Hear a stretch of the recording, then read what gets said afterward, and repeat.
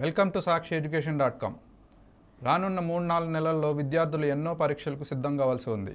ముఖ్యంగా 10th, inter, JEE, EAMCET వీటికి సిద్ధపడాలంటే అంకితభావం, తెలివైన ప్రణాళిక, సమర్థవంతమైన వ్యూహాలు అవసరం. వాటి కోసం 5 గేమ్ చేంజింగ్ వ్యూహాలు తెలుసుకుందాం ఇప్పుడు మనం. ఫస్ట్ది వచ్చి స్ట్రాటజిక్ రివిజన్ ప్లాన్. మీ వీక్ ఏరియాస్ గుర్తించి పరీక్ష దగ్గరవుతున్న సమయంలో వాటిపై దృష్టి పెట్టండి. వెయిటేజీ ఆధారంగా టాపిక్స్కు ప్రాధాన్యత ఇవ్వండి. అధిక స్కోరింగ్ సబ్జెక్టులకు ఎక్కువ సమయం కేటాయించి కానీ ఏ విభాగాన్ని పూర్తిగా నిర్లక్ష్యం చేయవద్దు. టైం మేనేజ్మెంట్ కోసం పాత ప్రశ్నపత్రాలు కానీ మార్క్ టెస్టులు కానీ ప్రాక్టీస్ చేసుకోండి. ఇంకా రెండోది మార్క్ టెస్టులు, వాటి విశ్లేషణ. పరీక్ష పరిస్థితులను అనుకరించడానికి, మీ సమయ నిర్వహణ నైపుణ్యాలను మెరుగుపరుచుకోవడానికి తరచూ మార్క్ టెస్టులు తీసుకోండి. మీ తప్పులు, బలహీనతలను అర్థం చేసుకోవడానికి ప్రతి పరీక్షకు క్షుణ్ణంగా విశ్లేషించుకోండి.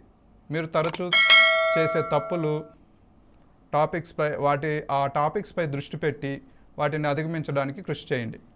మార్క్ టెస్ట్లో మీ పర్ఫార్మెన్స్ ఆధారంగా స్ట్రాటజీస్ తదనుగుణంగా మార్చుకోండి. ఇంకా మూడవది ఎఫెక్టివ్ టైం మేనేజ్మెంట్. ప్రతి సబ్జెక్టు కోసం సమయం కేటాయిస్తూ షెడ్యూల్ని రూపొందించుకోండి. మీ స్టడీ సెషన్లో చిన్న బ్రేక్స్ ఉండేలా చూసుకోవాలి. ముఖ్యమైన అంశాలకు ప్రాధాన్యత ఇచ్చి తదనుగుణంగా సమయాన్ని కేటాయించండి. ఇంకా నాలుగవది ఆరోగ్యకరమైన జీవనశైలి. ఇది చాలా ముఖ్యమైనది. హెల్త్ మేనేజ్మెంట్ వచ్చి చాలా ఇంపార్టెంట్. మీ మైండ్ ఫ్రెష్గా ఉండడానికి కనీసం 7-8 గంటలు నిద్రపోవాలి. మీ మెదడు పనితీరుకు తోడ్పడేందుకు పోషకాలతో కూడిన సమతుల్య ఆహారం తీసుకోండి.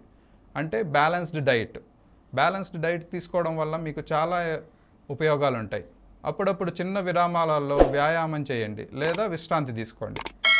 అండ్ ముఖ్యంగా హైడ్రేటెడ్గా ఉండండి. మీ ఏకాగ్రతకు, మీ శక్తి స్థాయిలను పెంచడానికి హైడ్రేటెడ్గా ఉండడం చాలా ఇంపార్టెంట్.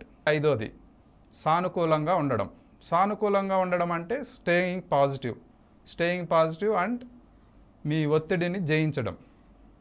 సో ఇవి చేయాలంటే మీ సామర్థ్యాలను నమ్మండి. ఫస్ట్ సానుకూల మనస్తత్వాన్ని పెంపొందించుకోండి. మిమ్మల్ని ఇతరులతో పోల్చుకోవడం మానుకోండి. ఫస్ట్ మీ పురోగతిపైన మాత్రమే దృష్టి పెట్టండి.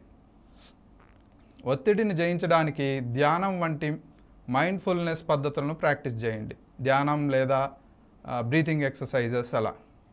అప్పుడప్పుడు మీకు నచ్చిన యాక్టివిటీస్లో పాల్గొనవచ్చు, లైక్ క్రికెట్ కానీ, చెస్ కానీ ఇలాంటివి. ఇంకా చివరిగా గుర్తుంచుకోండి, ఏదైనా పరీక్షలో విజయం అనేది మీరు ఎన్ని గంటలు చదువుతున్నారో అని మాత్రమే కాదు, ఆ సమయాన్ని ఎంత సమర్థవంతంగా ఉపయోగించుకుంటున్నారు అనే దానిపైన కూడా ఆధారపడి ఉంటుంది.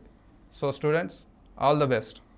ఇలాంటి మరిన్ని వీడియోస్ కోసం సాక్షి ఎడ్యుకేషన్ యూట్యూబ్ ఛానల్ని సబ్స్క్రైబ్ చేసుకోండి. Thank you.